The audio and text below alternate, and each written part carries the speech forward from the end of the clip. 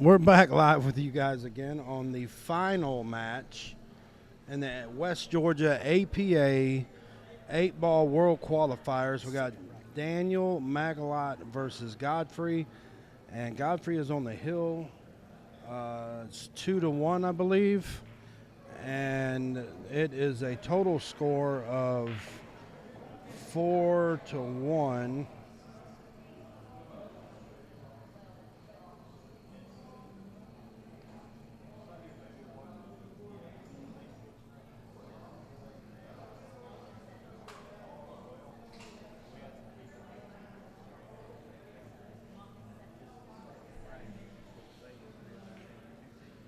Whoever wins this goes to Vegas.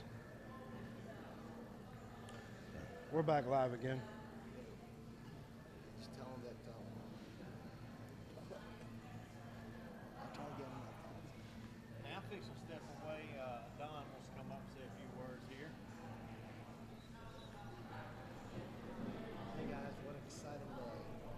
So whoever wins this, between Bulldogs and Funny's Head, it's going to join Joe Marsh. I don't know. We had 2 practices today. This year, we are sending two teams to Vegas. League is growing. Maybe next year we'll send 3. Who knows? But we can't do that unless we have the numbers. But yes, so it was a great. But you know what? Great busy weekend. It's been a great day today. Yes. A lot of these final matches, every one of them just about as went hill. Yeah. You I know? agree 100%. So, I mean, it's been some good stuff going on. Yeah. And don't count Mr. Daniel Magalot out over there. I promise you. He can come back and win 4 games. Yeah, he's certainly capable. He's won some really local major tournaments here, and he's really proved his case as a legitimate high-level, skill-level player. Yes, for sure. But, yeah, thanks again to Don and Shannon for getting us in here to do this live stream. I think it's been a success today. It's been very good. Quality's been well. Yeah, absolutely. Other than Ricky's commentating, I mean, we were doing all right. Absolutely, and some of y'all may not know what really goes into hosting and preparing for a tournament this size. Thank you for Ricky and Steve for really just videotaping and just you can't imagine the amount of work, the prep work, and just really trying to put all this together and kind of showcase what we do in a major tournament like this to send teams to Vegas. Man, he missed that one. You know, Daniel can actually play that 4 off the 10. And I think I'd rather play the 7 first, or whatever that is over there. I just know in my commentating I didn't have a oops. I did have a oops. Yeah, this is the right shot. I think he heard you, Steve. That's perfect. He took the 7. Now you play the 4 off the 10. If you even miss the 4, it's going to block the hole.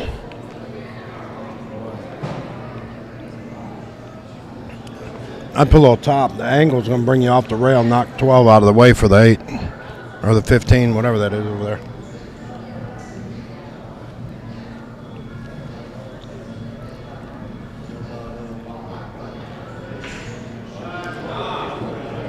Perfect. Great shot. Open it up. Just like I called it. Yeah. He's got a good look on that 8-ball. So with Daniel's skill level, he should be able to make this.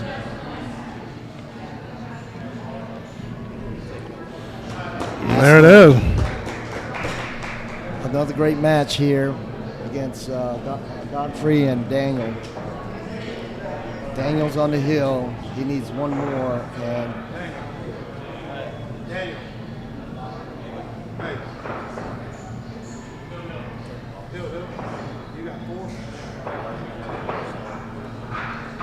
So this is Hill, Don. So it's a 4-2 right now. Another Hill match in the finals.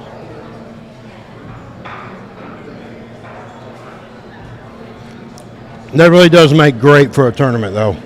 When you get all these matches go to the hill, go to the wire, You know they're all nerved up, and nervous right now, because technically you're playing for about $6,000 on that last 8-ball you make. Absolutely, and a potential to win $30,000 if you win the big city in Vegas. That's right. But yeah, you can tell. I mean, as you can note, it's a big difference watching these guys and the pros on television. They don't do this every day, so Something. absolutely the nerves are getting to them. Right.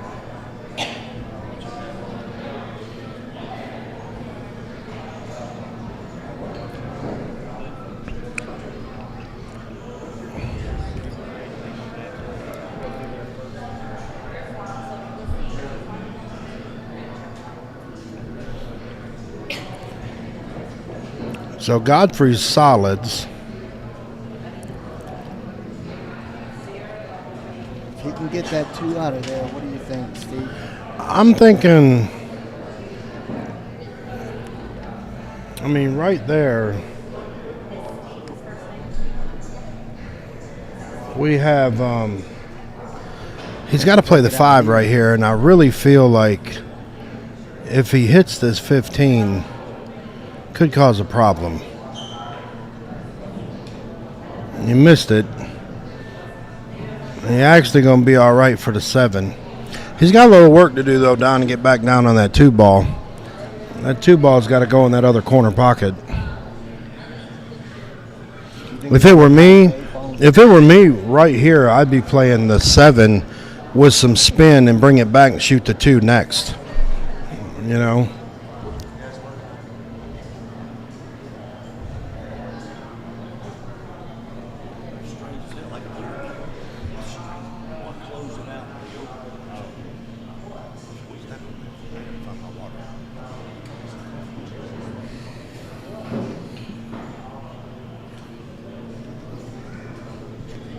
I think he's on the wrong side of the 1. What do you think, Steve? Oh, Ricky, they did a swap. Yeah, I done slid in.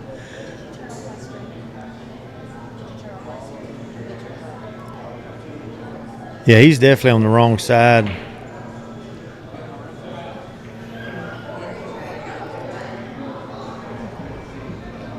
And see right here, I don't think the 2 ball really has much of a pocket. I can't tell if it goes behind the 8 in the lower corner, but Daniel can just get around, make a ball or 2, and shoot some defense.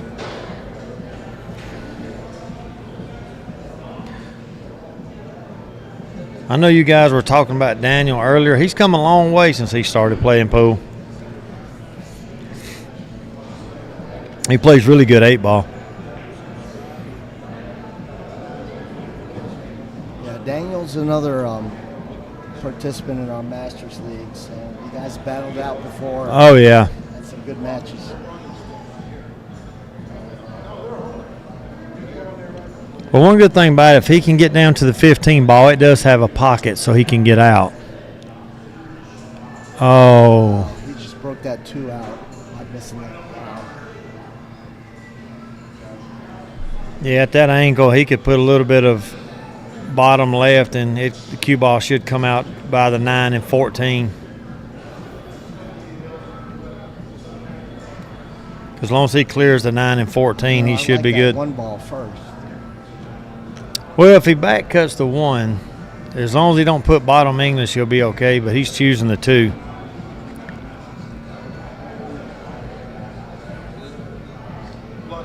But I agree, I don't like shooting the 2 first. Well, I told you, if he gets through that 4, 14, and 9.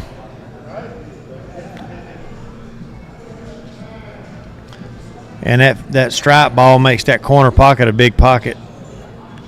Because he can play. Get past that 14? Yeah, you can play it off. You can play it off the rail. Yeah. So even if he misses it, he can block that pocket, right? Yeah.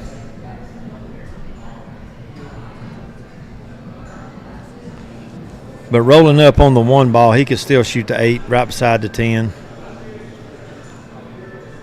Looks like he called the timeout. Yeah, they got him a timeout.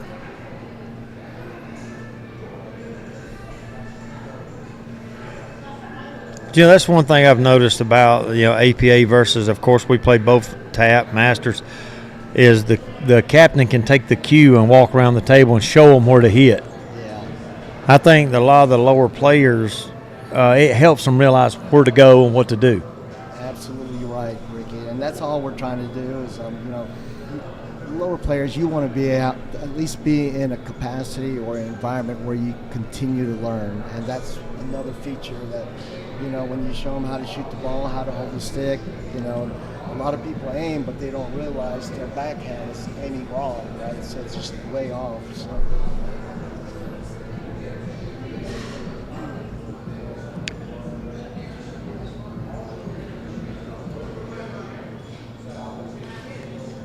Yeah, he's telling him to try to roll up, make it and roll up. Like I said, that stripe ball, the 10, it can get in the way. I don't know if you can see enough of it. I think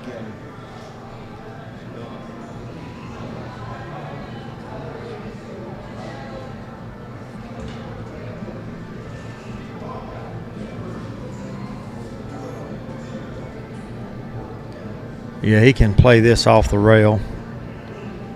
It'll catch that stripe and go in. Oh, it went wow, clean. Great shot. Great shot. Well, now they closed that one out, so let's see who's up next.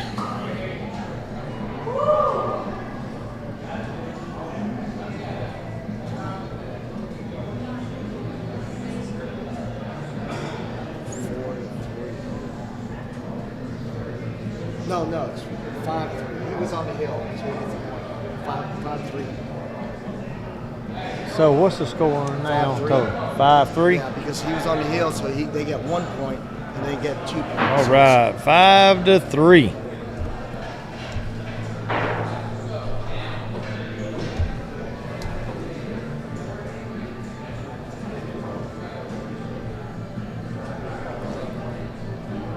We are waiting for the next post. Score right now is Georgia Bulldogs 5, Fun as Heck 3.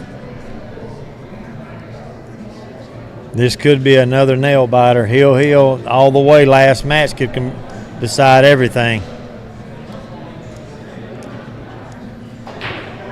And again, if you guys are interested or want to participate in joining APA Pool League for West Georgia, our phone number is 770-855-8291.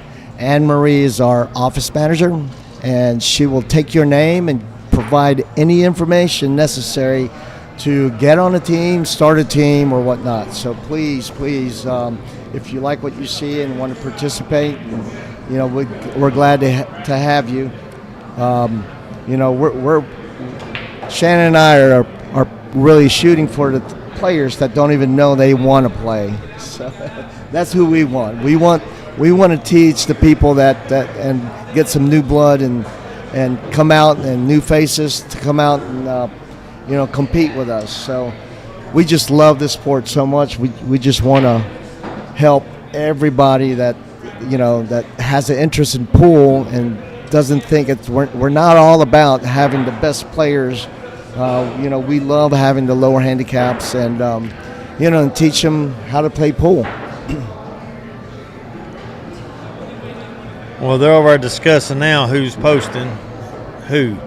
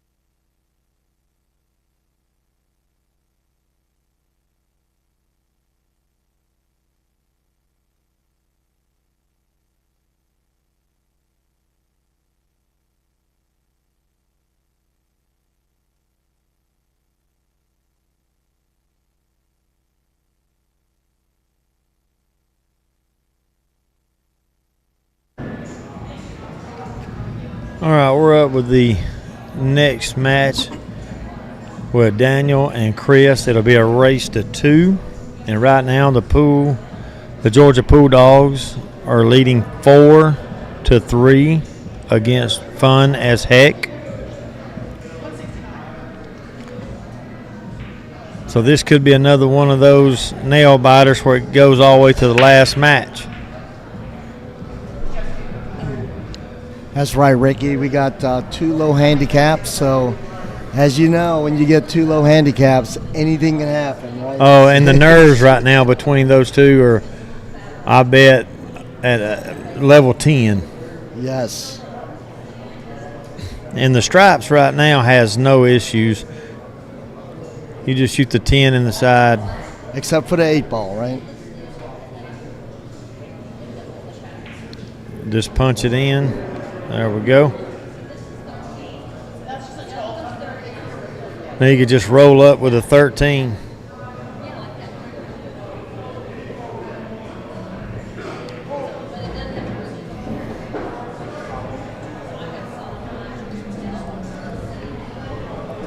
See, from right here, I like shooting the 9 in the side. Now to give him another option to get back up on the 14. Or even breaking that 5-8.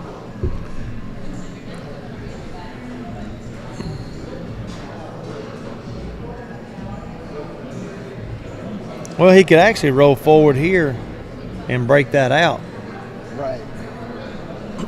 If he can get his cue ball past the 11.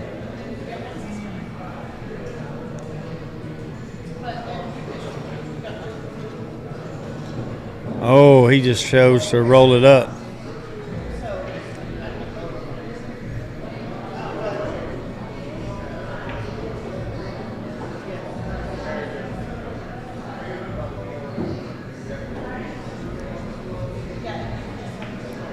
Well, it looks like he hooked himself behind the 5 and 8. What is that, the 10 ball right over here? Yeah, it's the 14 ball down here by the corner pocket.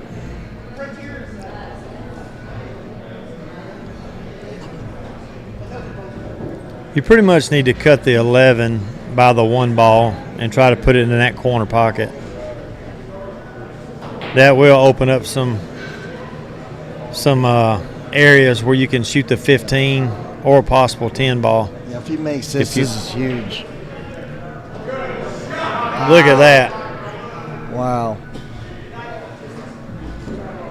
Doesn't look like nerves are impact him at all, is it? I'd be well, the biggest thing get out.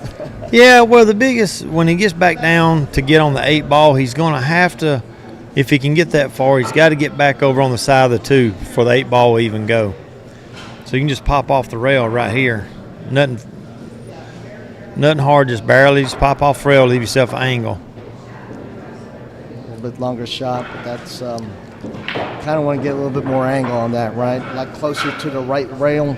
Yeah, he really needed to just use middle English or a little bit of a bottom and popped out. That way when you make the 15, your cue ball is going to track between the 5 and the 4, so he could have hit the 10. Yeah. Now he's got to try to go around the 10 ball to get back shape.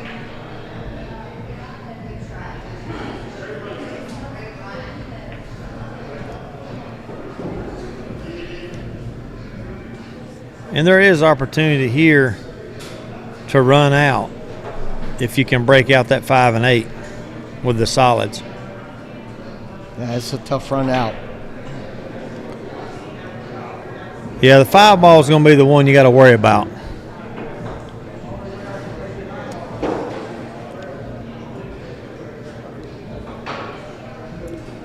He's got to hitting this ball slow. He could make both of them at the same time, which he does not want to do. Oh, and he broke it out. That's perfect.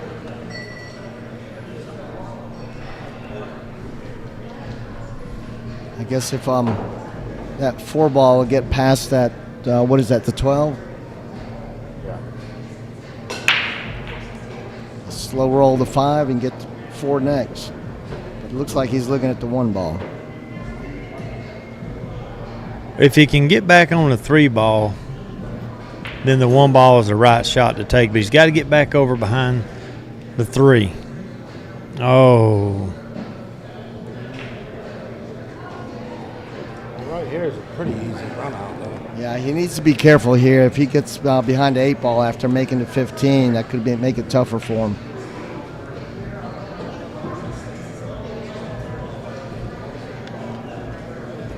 Yeah, as long as he don't put a lot of forward on it. And looks like he's aiming a little bit below center.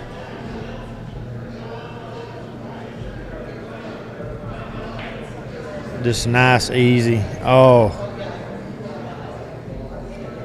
Nerves. Yeah, the nerves are setting in. Nerves. Yeah. Well, it's coming down to the last 2 players. If we get through this, and they'll be to the last match.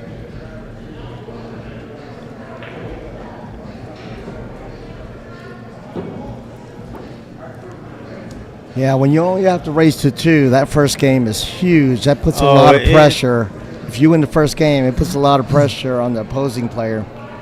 And I hate even as a high handicap player and a low handicap gets that first game. Well, whoever wins this game could break and make the 8 the next break. Yes. So anything can happen on that point. But shooting this 3 ball, he needs to roll all the way down to the bottom rail so he could shoot the 1, have an angle. He put some force follow on this. Yeah, just shoot the 3 with straight top English and get below the 15.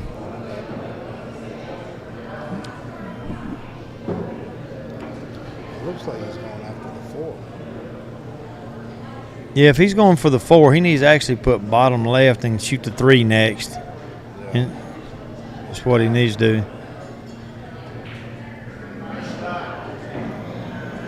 Look at that. Wow, it worked out. Worked out for him. You know, it works. Stuff like that works out, but it's really the wrong route. But it does work out sometimes. Because turning the cue ball loose, it could have hit the 15 and actually went in the corner pocket for a scratch if it hits it on the other side.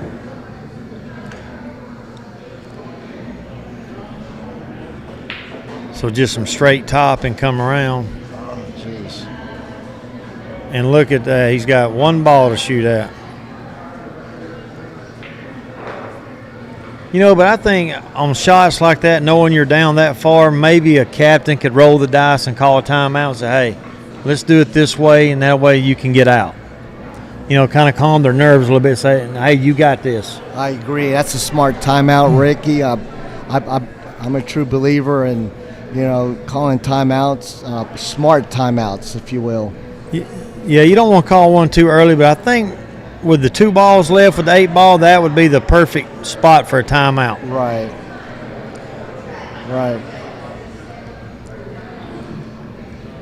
Now, right here as a captain, I want to know what he's thinking. Yeah. You're right, Ricky. You don't necessarily have to call timeouts because you're hooked or it's a tough shot. Right. This is what I call smart timeouts, right?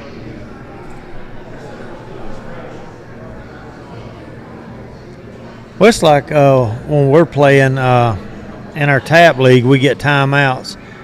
And Steve and I will call a timeout and motion for the other one to come over and just to verify what we see. You know, everybody can call, no matter what skill level that you are, you can call a timeout. Yeah. Yeah, I've seen people call timeouts, not necessarily how to shoot the shot because they can tell that, hey, I know what you're trying to do, but they're so nervous, they just walk up to the table and it's like, hey, man, how you doing? Yeah. What are you cooking for dinner tomorrow? Whatever, just get your mind off the nervousness. And well, one thing that we do is if we see somebody just standing there, we call a timeout and walk up and say, hey, what are you thinking?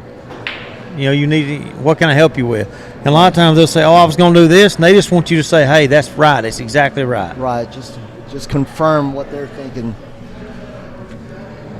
You know, and that helps their confidence as well because they know that they're doing the right thing. Yeah. Ricky, when you call timeouts, are you the type of person that would always ask him first, hey, what are you trying to do? Yes. Or do you go there to the table with a plan? No, I want to pick their brain and find out what they're doing so I can help from that point. Yeah. Now, if I see them shooting a shot and I call timeout, I'm going to tell them don't do it that way because that is the wrong way. Right. But if I see them standing there and not understanding and they're just scratching their head basically, then I say, what are you thinking? Right. Yeah. But I have called a timeout on some people that I know for a fact they was fixed to shoot the wrong shot, and after I explained to them, they're like, I understand now. Right. But as a captain or co-captain, ever how you want to look at it, it's good to listen to your player to feel where they're at. Right. And understanding that not everybody has the same stroke. You can help them in different ways. Yes. You know, And part of creating a national team to win, it's important that you not just select players, but you want players to be able to learn or have the capacity to learn, or at least they're a student of the game and they want to learn, right? Instead of just, okay, boom, and never learn from it. Yeah, sometimes though league is a double-edged sword no matter what league it is, because you want your players to get better and excel. Well, then they go up, then you have posting issues, and then sooner or later, much as I hate to say it, you got to let them go to another team that needs a higher handicap because they've reached that point. Right. That's comes with the territory, right? It does, and that's the part that I hate. struggle. Yeah, because we try to teach everybody that plays with us as much as possible. Yeah. Because we want the best two to be the best two, the best three to be the best three. And see, like right then, I really feel that should have been a timeout. Because trying to cut that ball was a natural scratch.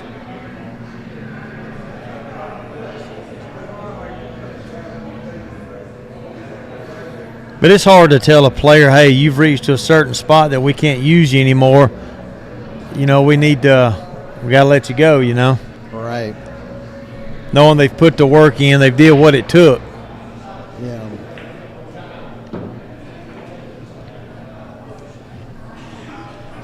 I mean, we've had to let players go before, but we've actually found them another team. So they could be able to continue to play, but that team needed their skill level. Right. So that's how we helped them. Right. I mean, we've helped people, opponents. We've been playing in games and found mistakes that the opponent has made, and we go back and show them what they could have done to hook us or what they should have done to win the game. A lot of people don't do that. Right. They don't want to give their tricks out, or I keep a few tricks in my pocket because I don't want to tell them all, but I'll give anybody the knowledge that I got, what little I got. Ricky, I find to believe that you only keep a few in your pocket.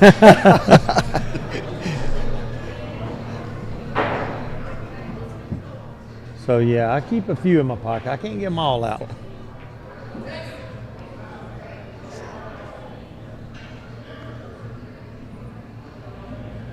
See, this ought to be a pretty easy out right here. If he doesn't hit it too hard, I think he's in good shape. It's a little bit too hard. That's exactly what he didn't want to do. Yeah, that's a little too far right there. Yeah. He can still make it. You don't need any English. You can just back cut it in.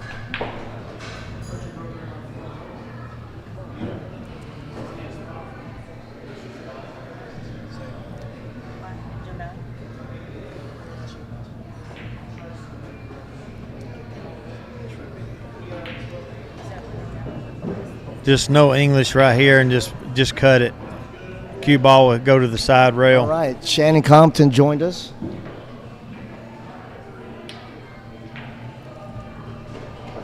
Shannon, how do you think this tournament has gone so far? This would be a big win right here. Yeah, and really all he's got to do is just make it. Shannon, we were talking about low skill level players in a tournament this capacity. I don't know if you ever been in a playoff or a. I have. You have? Remember, I had to make that 8-ball the first time ever. I think I'd only been playing one session. I had to cut an 8-ball in. Yeah. How'd you deal with your emotions and nervousness and nerves? You probably went out and smoked a whole pack of cigarette before one shot. Thanks for calling me out. No, I actually played better under pressure. I did very well. I surprised myself. Oh, look at that.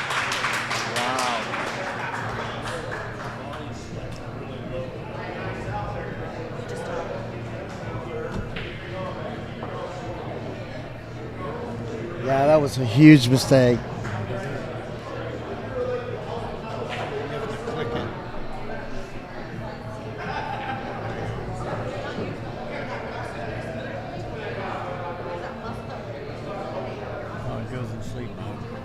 Yeah. It's only 1-0. This race to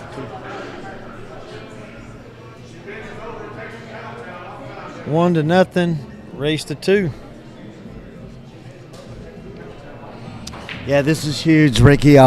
Chris needs to get on the scoreboard. But, you know, if he doesn't, then it's a 3-0. It'll be 7-3. So that's even a stiffer hill to climb. If he gets one, it'll be 6-4. So they'll only be down 2 opposed to 4. So this is huge. He needs to get on the scoreboard here. I agree. Me and Steve on the whole stream table today did not see an 8 on the break. Have y'all heard of an 8 on the break today? Yes, we have. Well, not today, but throughout the weekend we have. Yes. All day long, we have not seen an 8 on the break. Yeah, and that's an attestament on the nerves. I mean, people are, you know. Oh, maybe did Seal get one? Nope. Nope.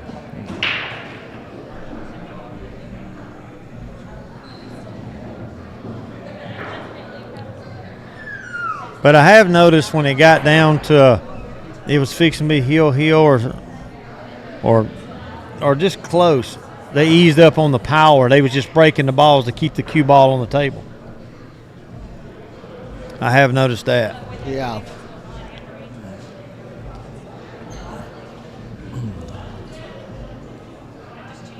I do know that I've heard that Daniel and them, the pool dogs, have really fought all day long. Been scratching and fighting away to get to the finals. Wow. They went into sudden death, and they made it because the other guy scratched on the 8 ball. Wow, jeez. And that's how they advanced. Yeah, I saw that match. It was it wasn't looking good on that last shot until the opposing team actually made the 8 ball and the cue ball rolled into the opposite pocket. It was unbelievable. What a way to, you know, win. But as we mentioned, you know, anything can happen, as we said.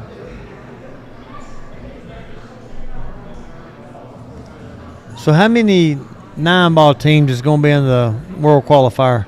Good question. I think we have Columbus team. That's all they do is play 9-ball. There's no 8-ball division in Columbus, so they're going to be pretty strong here. I don't know that we're going to have 32 teams, but yeah, I'd have to look, Ricky. I would be guessing if I threw a number out.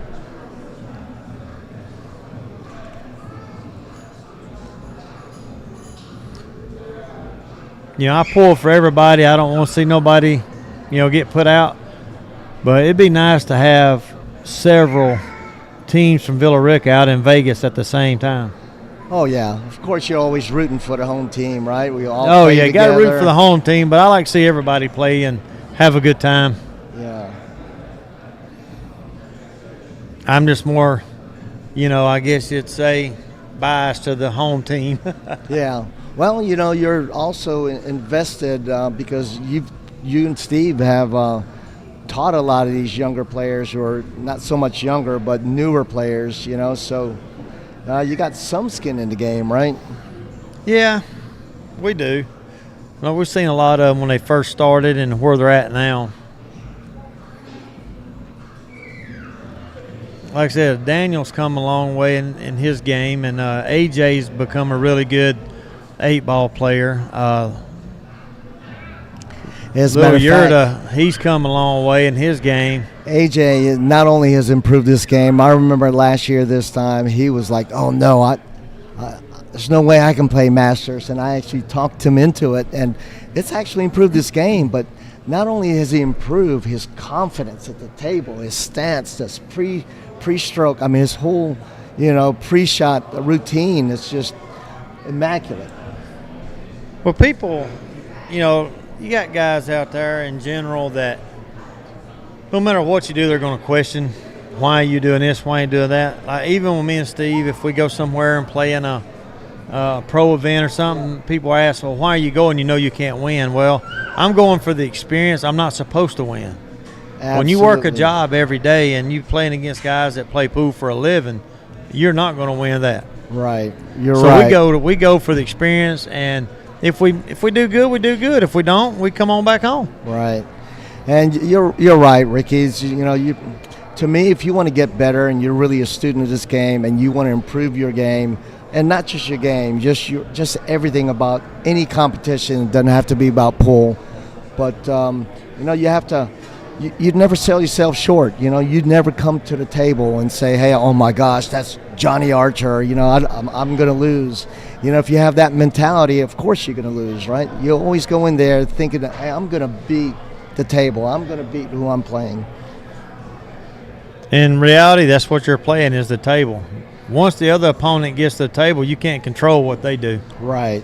It's not like a team sport like basketball or football where they have a defense that's stopping you from making a shot. That's right? Exactly it's all right. on you, right? So, and that's what Ricky's talking about.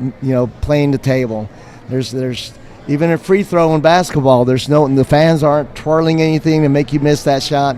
It's all on you. It's closer to golf than you think. It's everyone's quiet. It's a gentleman's game.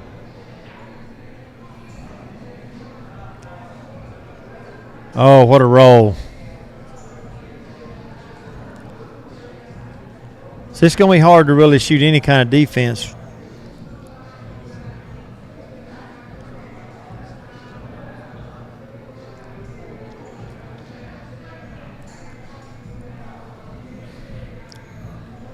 He's going to try to, I guess, let's see what he's looking at.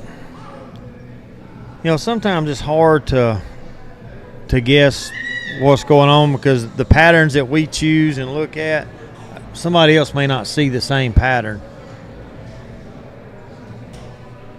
So here I would be, at this point, I would probably be kicking at the 9 ball. There you go. Wow. The way he lined up for a minute, I thought he was going to kick at the other one. Yeah, the 10 ball, right? But see, right here, he could run the 7 up in the corner and just leave the cue ball on the bottom rail and shoot the 4 ball next.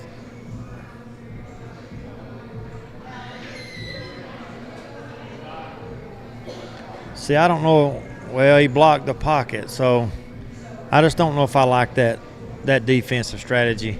Yeah. I can't tell what's behind that 14 or 10. Is that a 2 ball or is that a? Yeah, it looks like the 2 ball. Okay.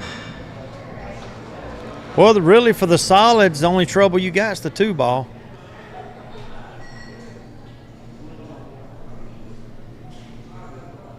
And he could break it out right here. He could cut the 4 and put some left English and break it out.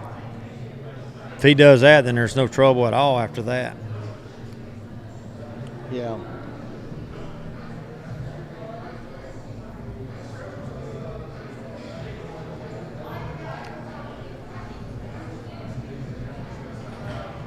Shooting the 1 ball right here might not be a bad idea because the 9 ball will not go and the 14 will not go anywhere.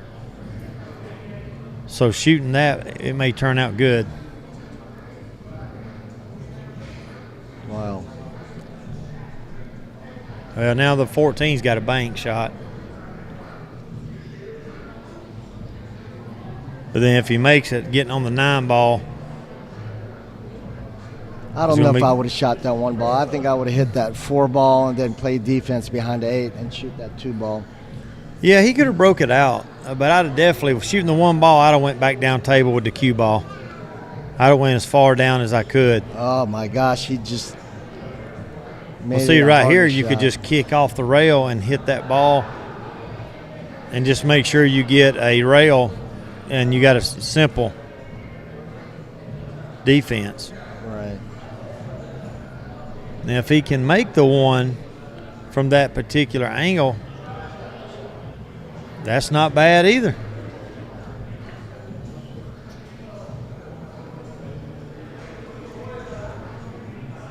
But, I think if I got ball in hand, I would take the cue ball down the other end of the table, bank the 2, and stop the cue ball right behind the 8. Behind the 8 ball, yes.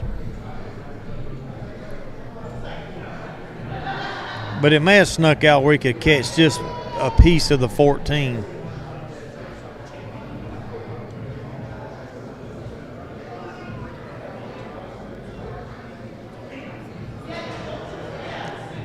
If he tries to hit this thin, he could break that 8 and 2 out.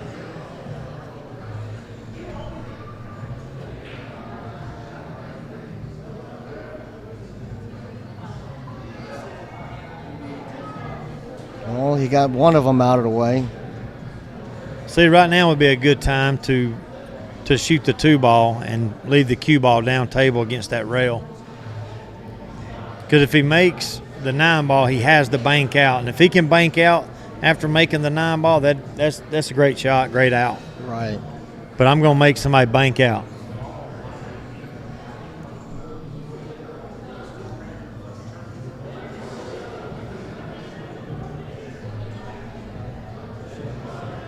Yeah, see, from there, I think I'd shoot the 1 ball first. But that's, like I said, that's my pattern. That's how I would do it. Right. Yeah, I thought by shooting that shot, he was going to break that that 14, or what is that, a 14 ball?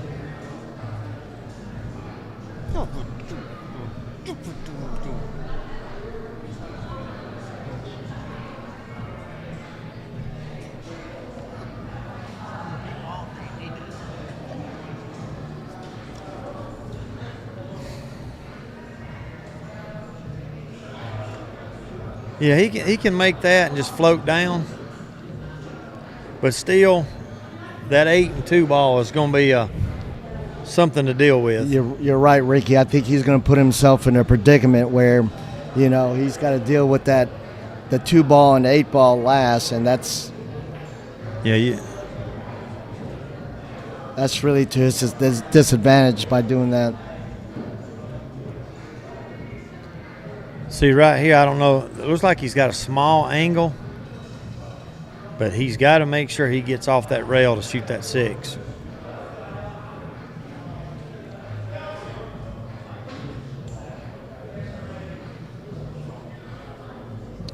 He might be straight in. Maybe. He's got to watch, because if he is and he goes forward, he could scratch. Great shot. There you go. But see, again, what is he going to do with the 2 ball? Which, the 2 ball looks like it could go in the bottom corner if he can just get back to that side rail below the side pocket. Get to at least the middle diamond. That would be a great shot by a 2. But see, right here would be a good time for a timeout. This would be perfect.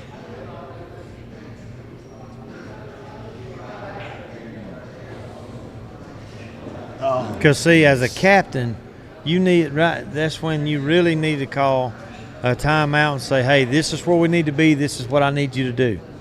Can you do this? If he says yes, if he says no, say, okay, let's look at another option. Right. If he had just put just a little bit of left English on that, I think he would have missed that side pocket. Yes, I think he didn't put anything. If he did put English, it looked like it was inside, because left English would have threw it wide. Now, what would you do here, Ricky, to get on the 8 ball? Do you find yourself, when you only have 3, 2, or 4 balls left, you kind of do a reverse engineering of the table, where you want to put the cue ball to shoot that? I would put the cue ball on the other side of the 14 and use the rail and come off the rail to shoot the 9 in the other corner. Okay. And draw the cue ball back, because the 8 does go. Okay. You got to leave it. You got to let the rails help you maneuver that cue ball. Because a lot of people put the ball straight in, they try to force it and they'll wobble the ball, or they'll take a shot and try to draw it all the way down the table. Let the rails help you.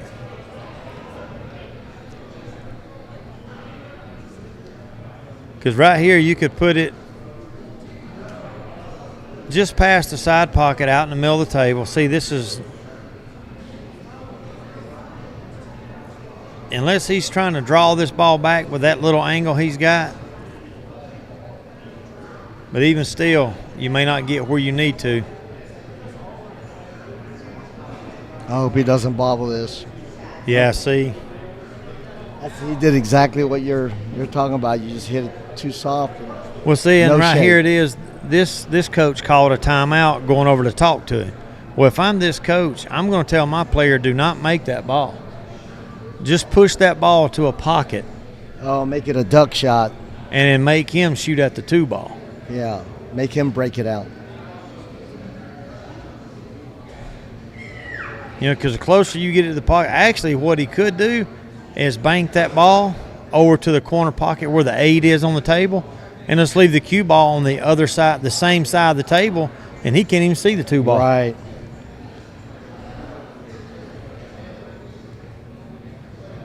But you do not want to make it if you try that.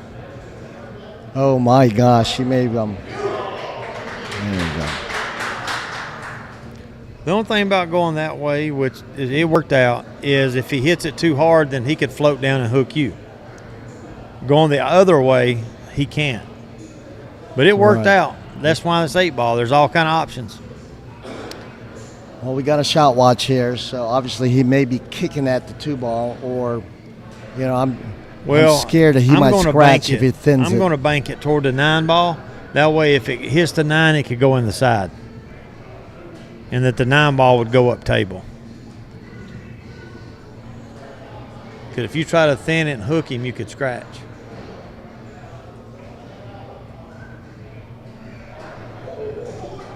What a shot. But see, he almost scratched, like I said. Yes. I think he can see the 9 ball here. Yeah, it looks like he can see it. Because he got down there awful quick to cue. And again, he needs to hit this soft. So he's got to be careful not to scratch in the upper corner, though. Oh, good touch.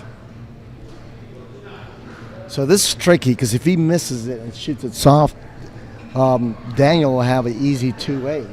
Oh, easy. Yeah. It'd be an easy out. He's got to hit it. What do you think about it? You feel comfortable about hitting that hard enough so the cue ball will travel, sort of like a 2-way shot?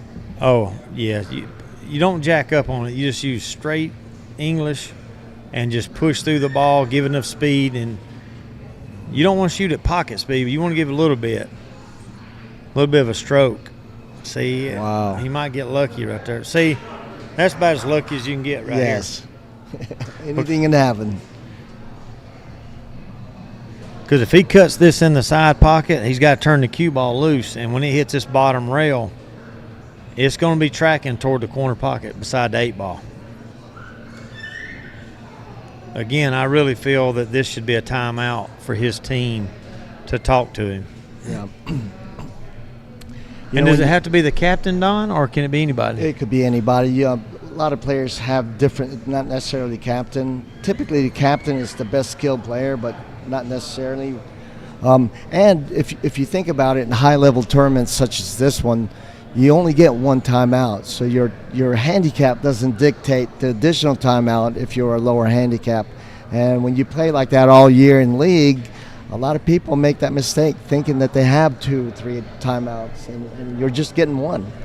Yeah, so you got to have smart timeouts, and not necessarily at the end of the game, but you know, if you're 2 or 3 balls from winning the game, and a timeout is going to benefit you to get to the 8 ball, you know, you want to call that timeout early. Right? Yeah, I feel that would have been a beneficial timeout at that point. Because if he makes that ball instead of hitting the corner of the side pocket, then look at the bank shot he would have to try to get out. You know, now Chris, if Chris makes this bank, you got to shake his hand and say, good shot. But this is not a high percentage bank shot. No.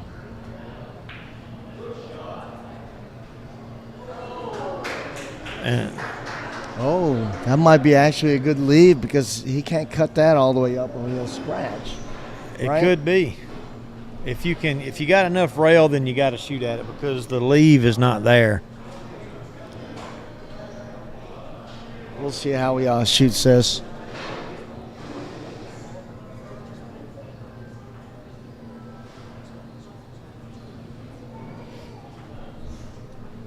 Yeah, there's enough room between the pocket and the ball that, yeah, he can cut it up. But right here, just go ahead and put some outside English, which for him would be left English, and let that throw the ball.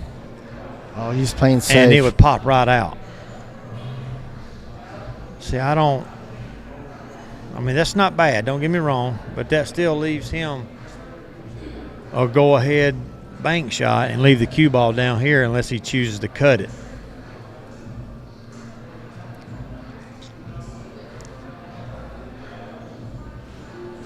Because he could do a two-way and bank it to the upper right corner and leave the cue ball down here, which puts Daniel having to bank out. Right. And if he cuts it, it's do or die at that point. It's a lot to ask for a 2 handicap. You are correct. I mean, it's far enough off the rail. It could be cut, but then you got to watch going back and forth. I catch myself a lot of times, thinking, oh my gosh, why doesn't he see that? But the skill level handicaps kind of, they haven't learned that ability to look at it. Well, for me, shots. sitting back watching the table, I've never lost a match sitting there watching the table. Yeah. I've won every match sitting in a chair. Yep. What do they call that in football? Armchair quarterback? Yeah. But like, why'd you shoot it like that? I'd have done it this way. Well, I'm over here watching. Coulda, woulda, shoulda, yeah. Yeah. Looks like he's going at it.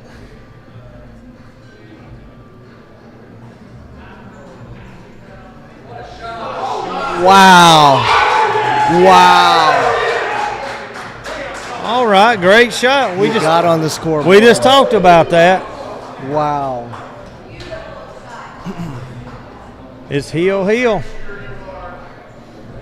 But like I said, that was a hero shot. You had to watch for the scratch. Yes, for a 2 handicap to make that shot. What a day. What a day this is. And he already had his time out, so he had to do it on his own. Yeah. Wow.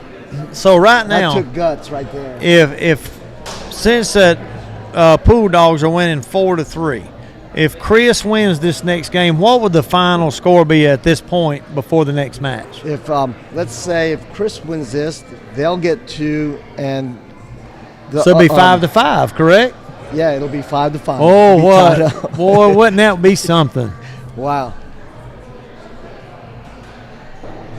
This has turned out to be a very interesting tournament. Right. And I don't know that another heel match. I'm trying to see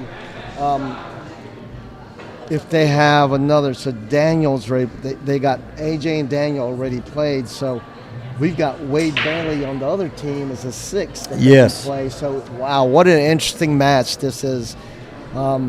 If they pull this out, that's some smart posting right there.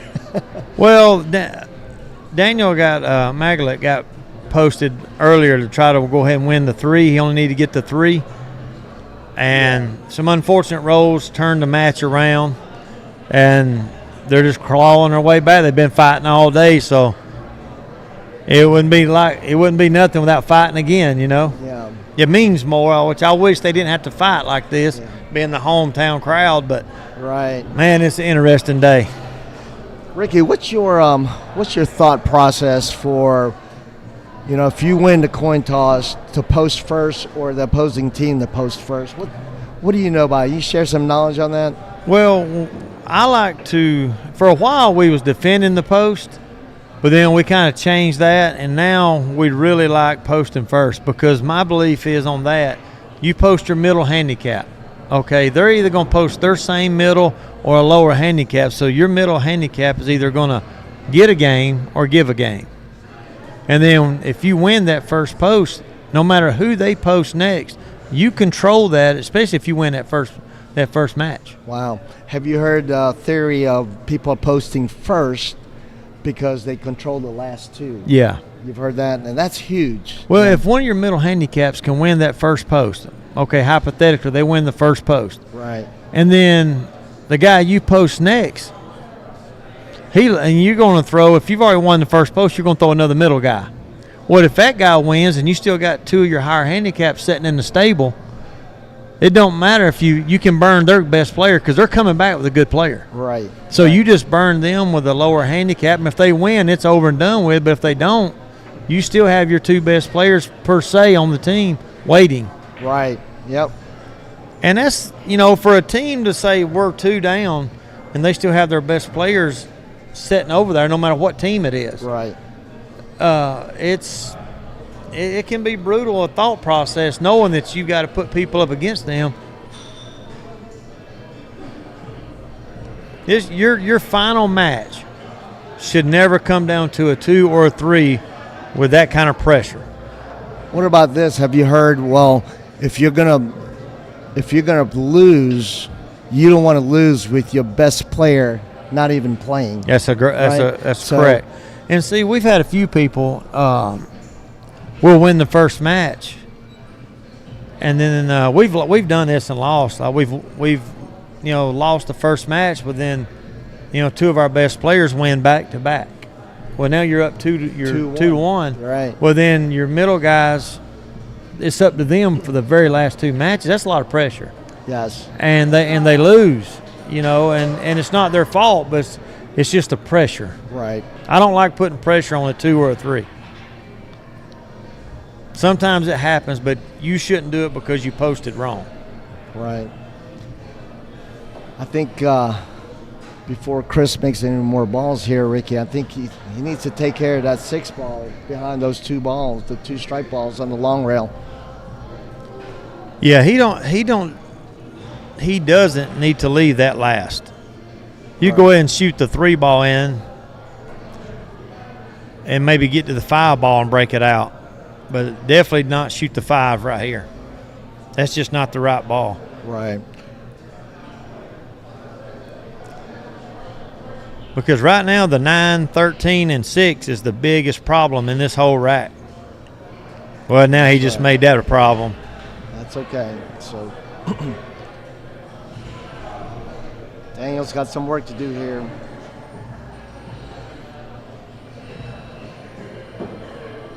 And really, with the 6 ball being where it is, he could shoot the 14 and just cut it thin and get it away from the 5 ball. Or he could just, shoot the 14-5 and push the 5 against the 1 and tie some balls up for him. A lot of players, kind of go through the thought process of, oh my gosh, you only have 2 balls left and I've got all 7. And that's not necessarily the case that you're losing. You're really at an advantage. I mean, you shouldn't lose if you have 7 balls left and they only have 2, especially if one of them's tied up. Well, see, a prime example right here. He could shoot a lead right here and just barely move the 11 ball and make him break some stuff out. Or he can because I think he's too straight in to, I think, really break out the 6, 9, and 13.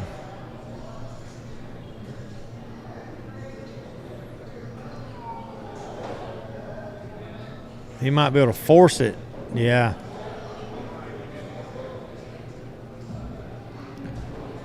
See, his 14 ball is still messed up, and he's trying to shoot all these other balls, which is not a good process. And he can still push the 5 ball against the 1 and leave the 14 in the open. The cue ball will stay right there at the bottom rail. Right.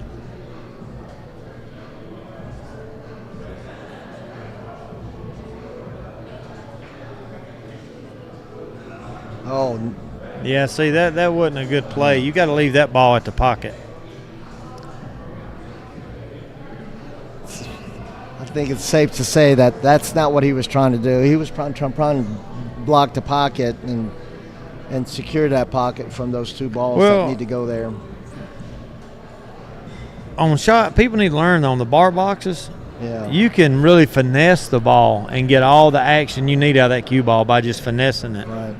What do you think about the 5 ball hitting the 11 to make that 6 ball? He could do that. He could shoot the 5 into the 9 in that stack and just leave your cue ball behind the 14. Right. It won't go anywhere. You broke yours out. And the reason I would do that because his 14 is behind the 1, right? There you go. That could be his breakout right there.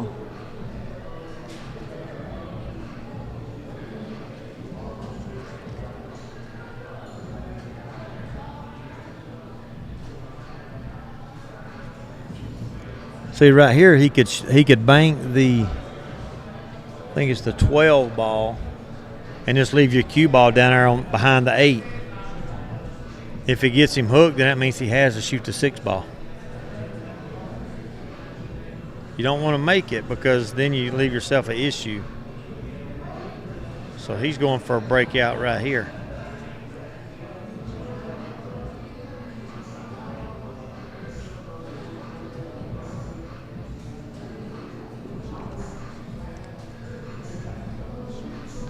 I like pushing the 6 ball and block that side pocket and let the cue ball be really close to his work. You know what I mean? Oh, yeah. You just shoot the 6 ball up with a little bit of inside, and it'll freeze right up behind the 9. He has no shot. I mean, you just basically got to bump this ball. You ain't got to hit it hard at all.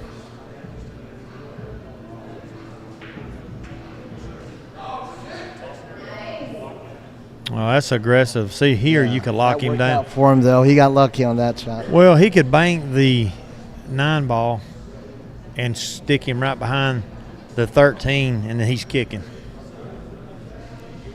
Just hit a stop shot, maybe a little bit of a bottom, and just push the ball down. You don't want to roll forward. That's because now he's got a back cut to 3.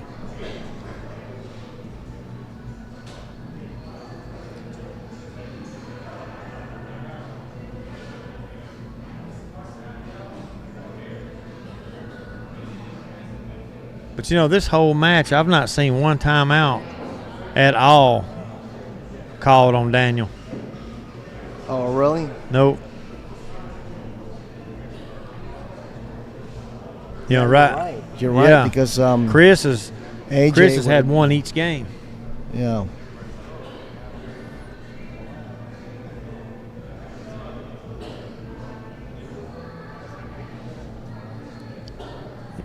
Yeah, just follow forward and make the ball. Nothing special.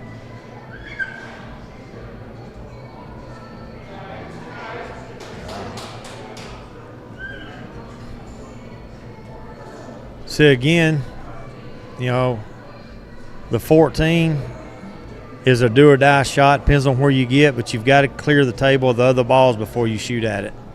Right. Give yourself opportunity to cut the 14 and get out, and not with all the other balls on the table.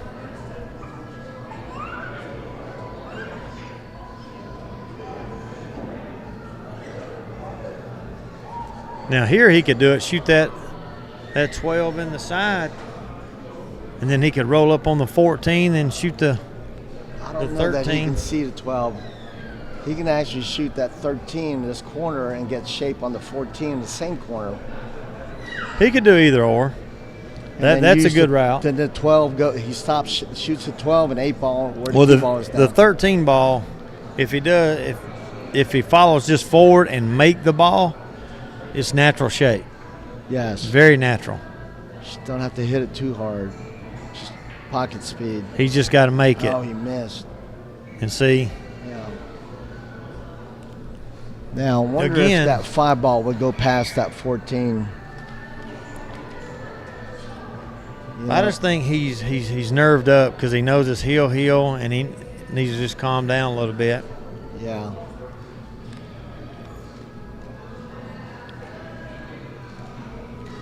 On the nerves issue, do you feel like if you play a lot more in high pressure, you kind of calm the nerves and put yourself in an environment to help you manage your nerves?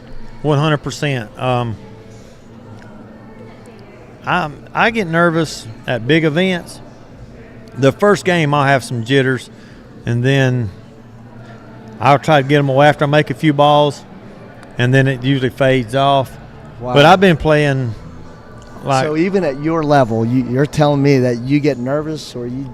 Yeah, the first year I went to Derby City, my first 2 matches, because I hadn't played in a big event in so long. Yeah. That I actually got a little nervous, and it took me about halfway through the second game to actually get settled in.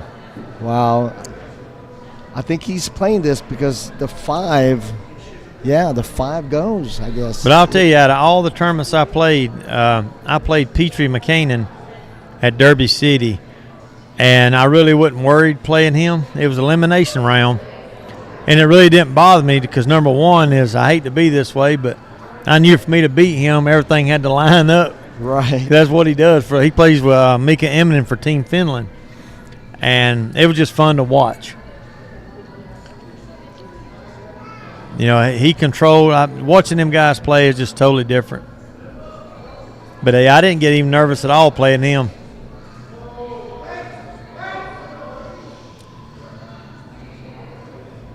But really, I believe it goes back as when you're. Oh, you missed it.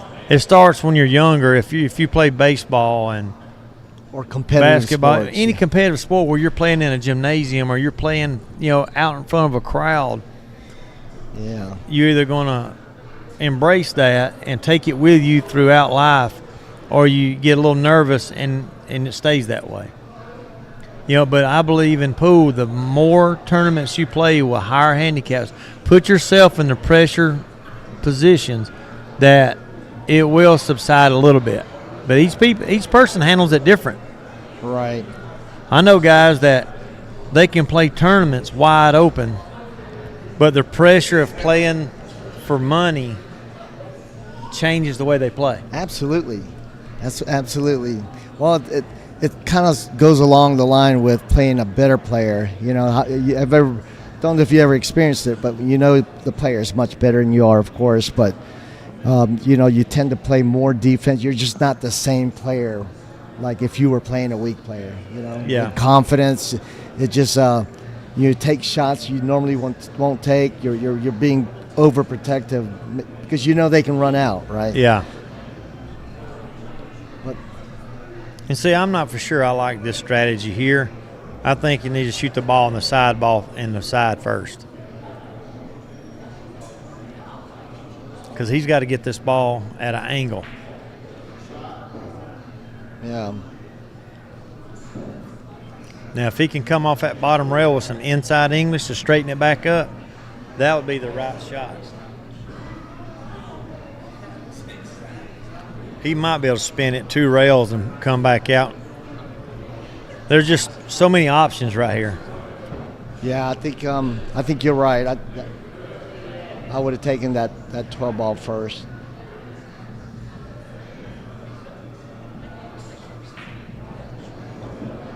See, look here. Oh no! Wow! Oh no! And see, if you take the 12 ball first, if he didn't feel comfortable shooting it in that side pocket, put the cue ball on the back side and shoot it across table, so you can do a stop, roll it forward, hit a stop shot, and just make that next ball, and then you got the 8. Yeah. If he would have hit that 12 and just hit the rail and come back, he has an option on either ball, right? Well, that's what I'm saying. If he didn't feel comfortable doing that, he could have put the cue ball on the back side of it and shot it across side and rolled up with top English. Yeah. Do you feel it's easier to control forward English than it is backward English? Oh, hands down. Yeah. Any day of the week.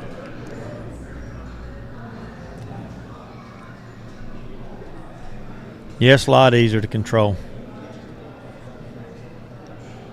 And one thing I can say to players is always watch better players. And if you got a question, wait till they get done and ask them. And one other thing, learn pocket speed. Learn what pocket speed is. Because some people don't know what pocket speed is. You say hit at pocket speed, and they're like, what is pocket speed? Teach them to get the ball to the pocket without overpowering it in. Right. Yeah, a lot of people, you're absolutely right, Ricky. A lot of people just, they don't know the terminology. And, if you're a high skill level player telling someone that's new at the game pocket speed, of course, when I told Shannon that when she started first to learn how to play, she's like, I don't know what that means. I don't know what right hand English or left hand. I mean, she was just starting. And I tell you, Shannon's come a long ways. She's actually right-handed but plays left-handed. She does everything right-handed she shoots pool left-handed. It's the craziest thing. This is a big shot right here. Yeah, it is. Big shot. Wow. Now, see, he's got to be careful right here because that's a big corner pocket down there if he back cuts it. That cue ball can find that pocket pretty easy. I think if he makes this, he's safe. I don't think he's got to be worried about. I like going left corner over there, top left corner, and bring the cue ball back over here towards the number 8 on the table. Well, I guarantee he's got voices in his head right now saying, "Don't miss this ball because the 12 is straight in if I miss," or "Oh, I better not scratch because I'm giving him ball in hand." Right. So it's going to be a nervous shot. If he makes this, you're going to hear it erupt over in that corner.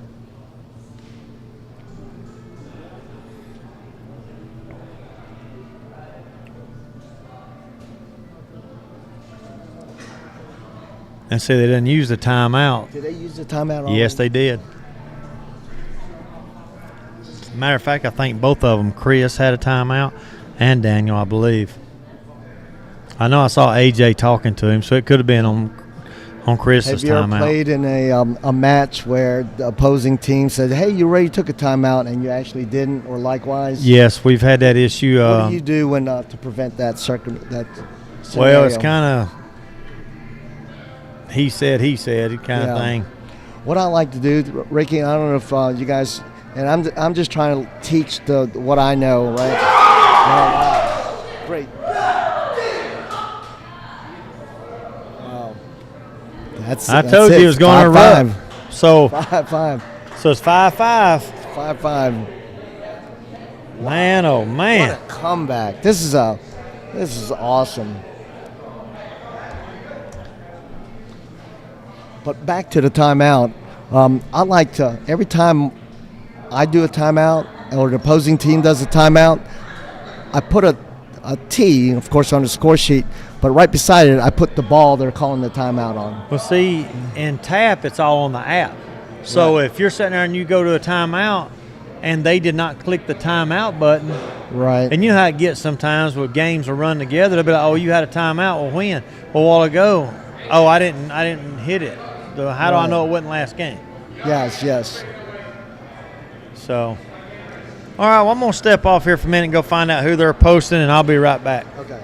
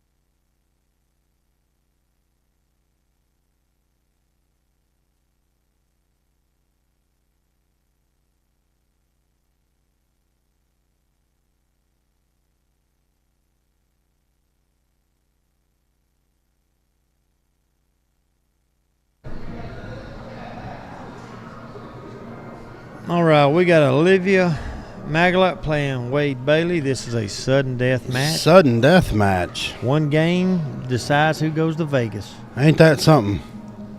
Oh, it's been a nail biter all day long.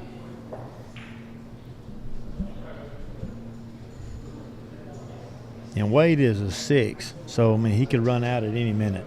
Yes, he could. But now let me get this straight. If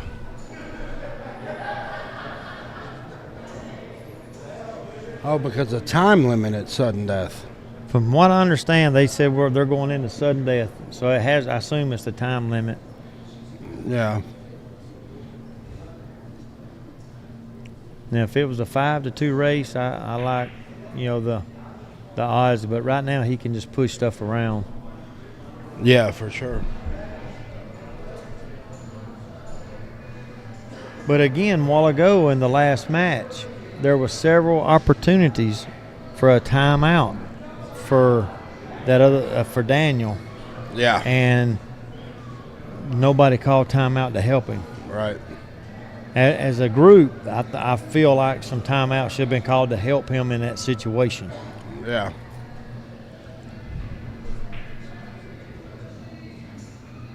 But, hey, we've seen crazy stuff happen all day long. Haven't we, though?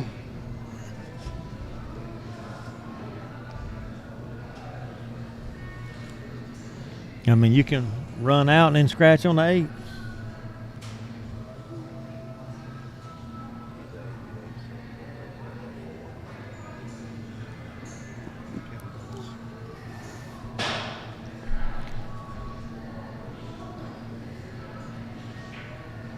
But they are a lot of balls tied up right now. This bottom corner, you got the 7 and 9 ball on the rail tied up. Yeah, for sure. And really, you need to leave those balls tied up for right now. For right now, you do.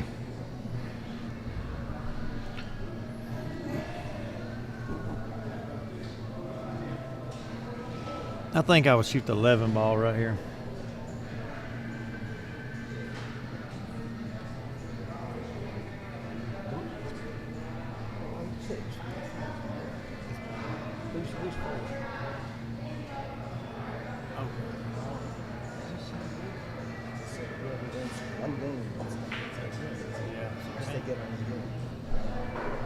So you told me wrong. Yeah, I did tell you. I got the wrong information from the director. It's supposed to be 4 on the pool dog side, 5 on fun as heck side.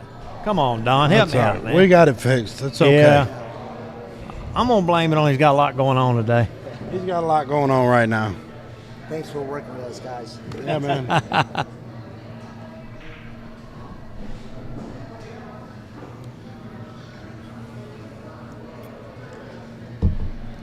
So the pressure is on. This is the second sudden death match that Olivia Maglot's played in today.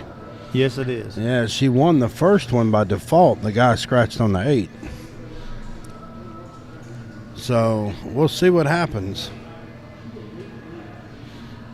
Well, if Wade misses any ball, honestly, no though, yeah, he's got no trouble with these solids. I mean, it's really just a little but if create his own trouble kind of thing. If something happens, though, and he does create his own trouble, she has no trouble. That's true.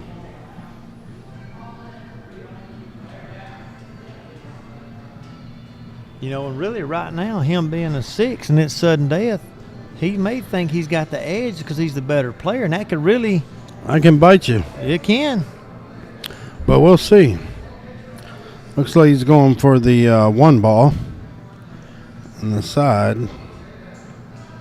And he missed it. And see, right here, now this her could 1 be ball. See if she shoots. She can't make that 14, I don't think. I think the 1's got her by a little bit. She kind of needs to leave that 14 alone. Yeah, I agree. And start playing the other balls. Because if she does hit the 14... Right here would be a perfect opportunity for a timeout. If she slow rolls it, she might. She's putting inside on it. She might be able to... Yeah. Well, I guess you can go with a 3-ball combo here. One thing about this combo, there's no telling where the balls are going to go after impact.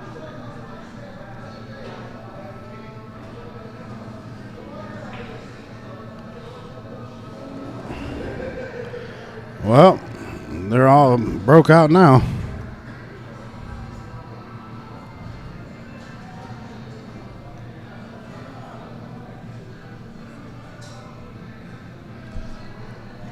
You know the pressure's on, though, when it's sudden death. Oh, yeah.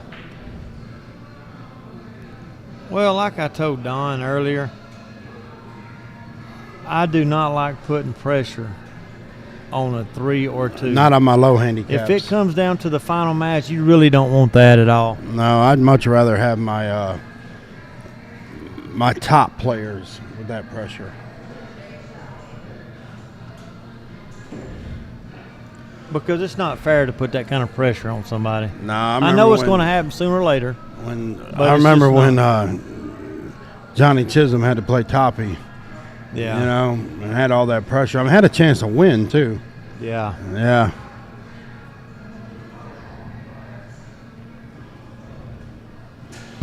But you can't expect it. You know, you just can't.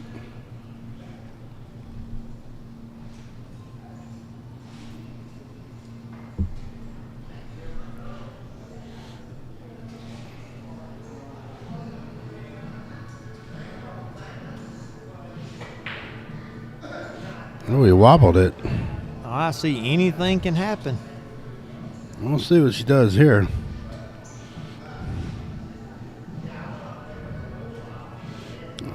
I don't know what she's doing. I think she's looking for some chalk. I think she's looking for her chalk. Well, right now, the 2 ball don't go by the 14, so she could shoot the 9. As long as she makes the 9 ball, she'll have another shot. Yeah.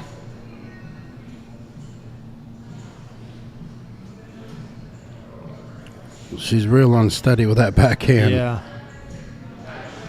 Oh, and she drills Look it. at here. Look at that. And pushes it out of the way. You know, her best shot right here would be to shoot the 14 in the rail. Yes. Shoot the 14 in the rail, because all he's going to do then is shoot his 5 into her 15. But I still like that.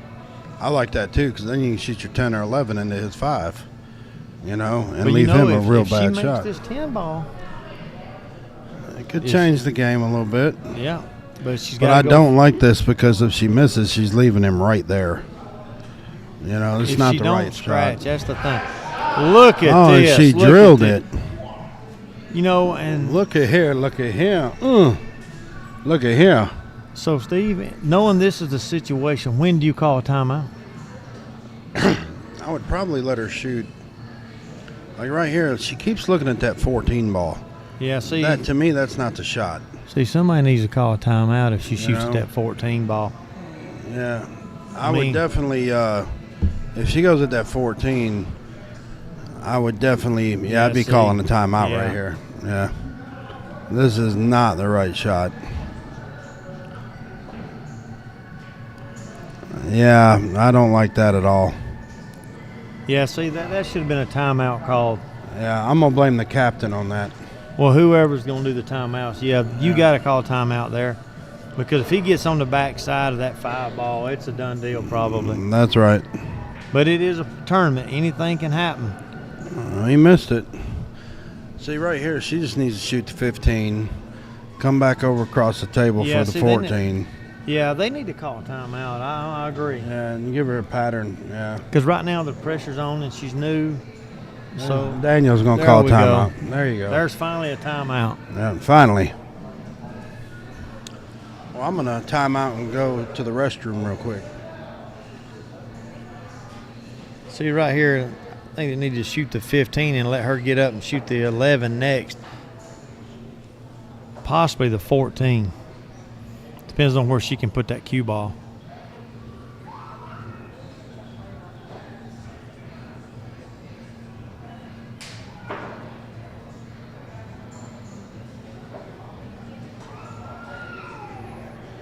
Yeah, that's what he's telling her, to barely thin it and get back over here.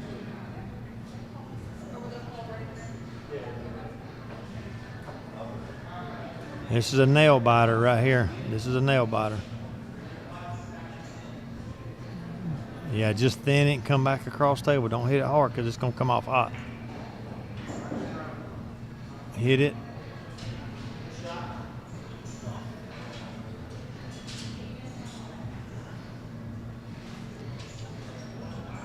Well, right here is for the, there's no more timeouts. Again, that's why you got to teach the newer players to, I know they get amped up, but not shoot so hard. So if she can make this without scratching, this is a big shot right here.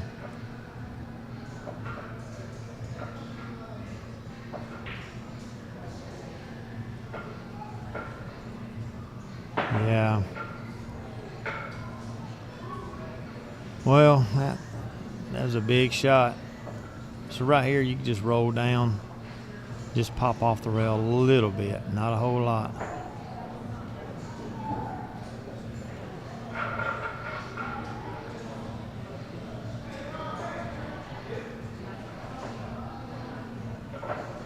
Just come off the rail, shoot it in the side pocket.